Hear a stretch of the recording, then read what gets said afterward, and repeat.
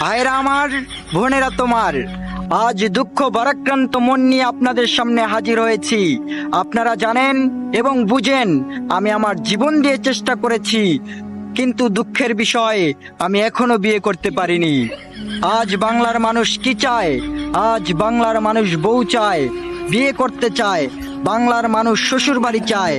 কি অন্যায় করেছিলাম? কেন আমাকে বউ এনে দেওয়া হচ্ছে না? আমরা অবিবাহিত এই দেশকে বউ দিয়ে গড়ে তুলবো ইনশাআল্লাহ। এই দেশে অবিবাহিতদের বউ দিব। কিন্তু দুঃখের বিষয়, আজ দুঃখের সঙ্গে বলতে হয়, দীর্ঘ 19 বছরের ইতিহাস, শ্বশুর বাড়ি না যাওয়ার ইতিহাস। আজ দীর্ঘ 19 বছরের ইতিহাস, অবিবাহিত ছেলে মেয়েদের আর্তনাদের ইতিহাস।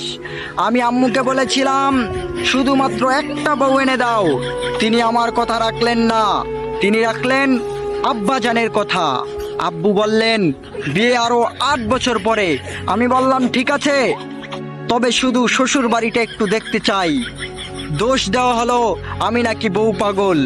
আমি বললাম বিয়ে না দেওয়া পর্যন্ত শান্তিপূর্ণভাবে আমি পোস্ট করেই যাব। মনে রাখবেন, পোস্ট যখন করেছি পোস্ট আরো দেব। এদেশের অবিবাহিত মেয়েদের বিয়ে করেই ছাড়বো ইনশাআল্লাহ।